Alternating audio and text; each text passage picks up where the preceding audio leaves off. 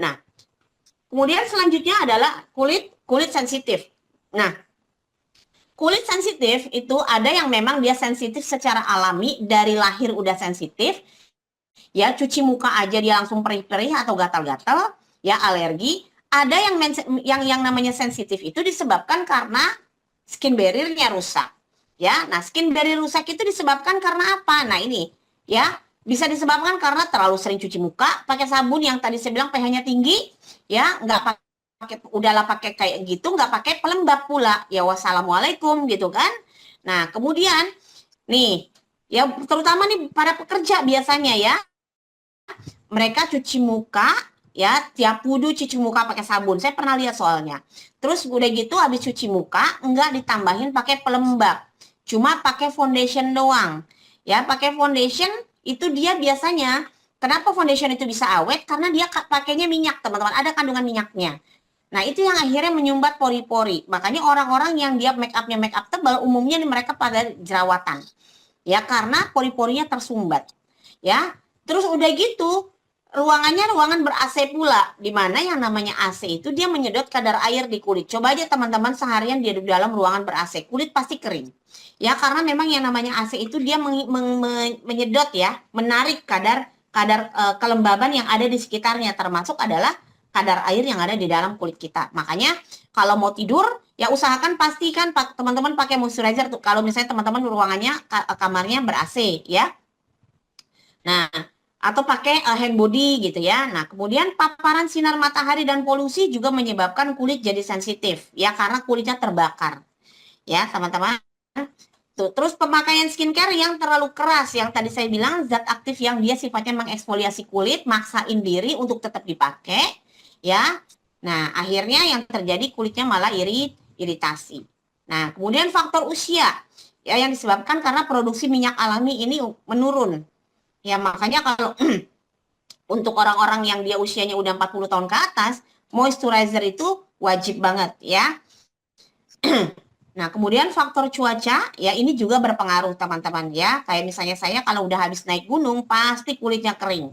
Ya, nggak kuat gitu. Nah, karena memang disebabkan itu teman-teman ya, disebabkan karena uh, ketika apa ya, suhunya terlalu dingin, nah itu kadar kelembaban kita ketarik teman-teman. Ya, jadi bikin kulit jadi kering.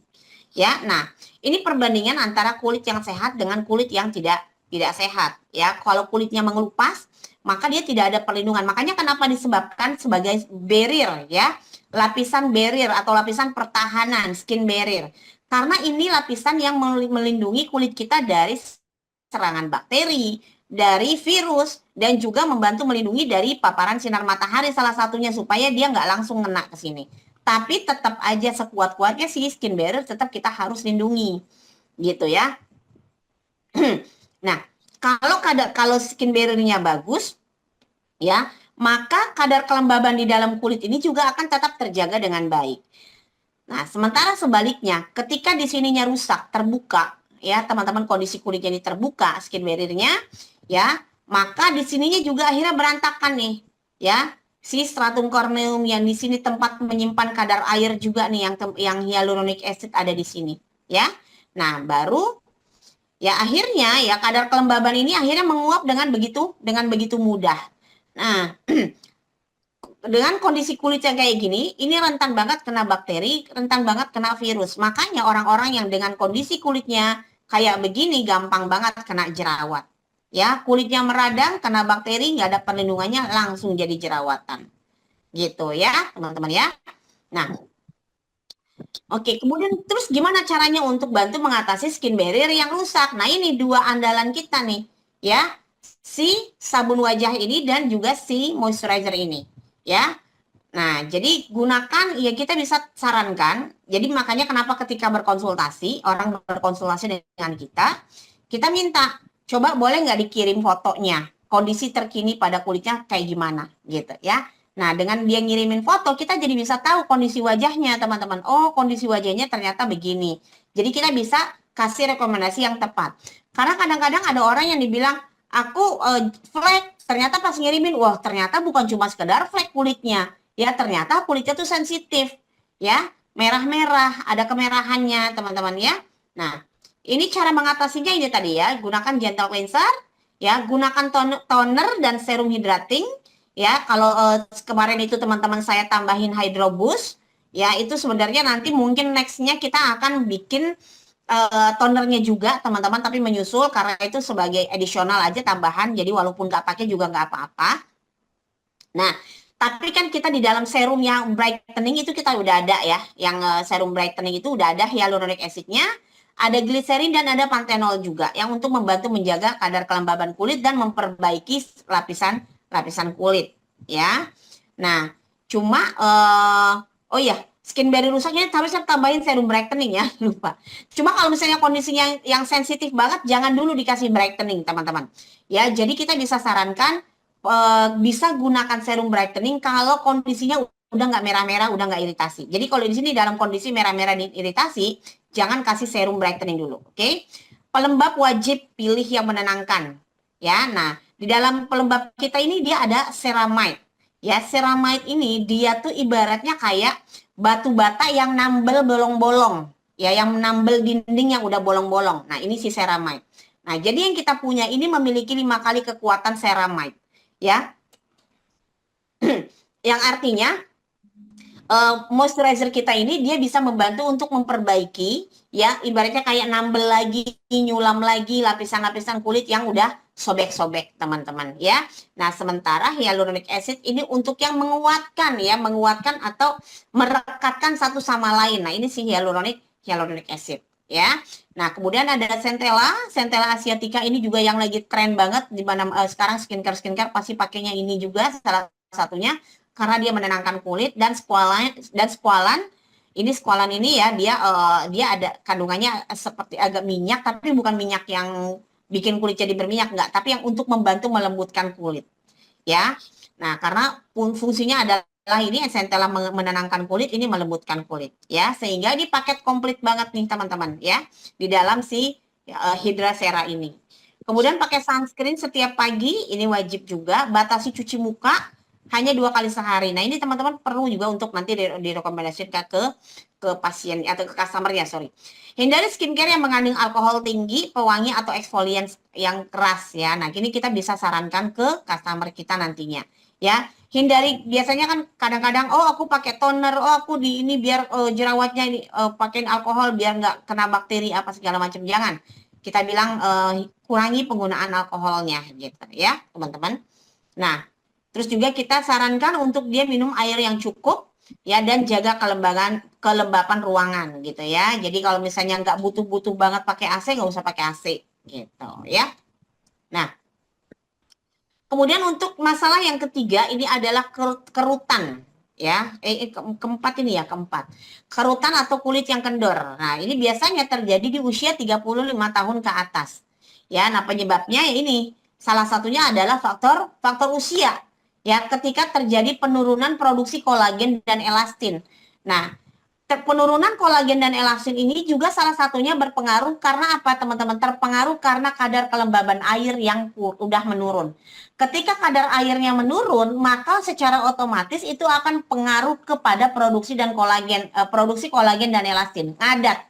Ya, produksinya tinggal sedikit. Yang misalnya tadinya dia produksinya 1000, ya, ketika kadar kelembabannya menurun, ya, dia berkurang tuh, nggak jadi 1000 lagi tuh, jadi 500 gitu ya. Ini gambaran gampangnya ya teman-teman ya. Nah, kemudian yang kedua, paparan sinar matahari ya atau photo aging ya. Ini juga yang namanya sinar matahari itu dia menyebabkan penuaan kulit itu juga terjadi begitu cepat. Makanya orang-orang yang maaf ya, orang-orang yang di kampung yang mereka kerjanya banyak di kebun gitu ya atau di ladang, mereka umumnya wajah mereka kelihatan lebih tua daripada usia aslinya. Karena mereka nggak melindungi wajahnya dari sinar matahari. Makanya kenapa kadang-kadang banyak kita suka nemuin petani-petani akhirnya yang pakai topi caping ya. Nah, itu untuk melindungi dari sinar matahari.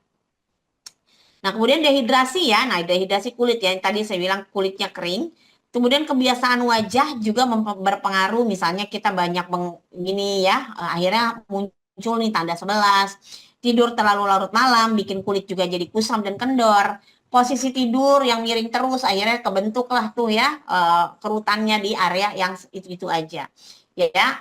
Jadi posisi tidur ini juga berpengaruh terhadap kerutan di area-area wajah tertentu. Ya, teman-teman. Nah, terus nah ini perbandingan kemarin yang sudah saya jelasin. Nah, saya mau jelasin ulang supaya teman-teman ingat lagi. Ya. Nah, ini yang kemarin ya, di lapisan yang paling atas ini adalah lapisan apa? Lapisan epidermis, ya.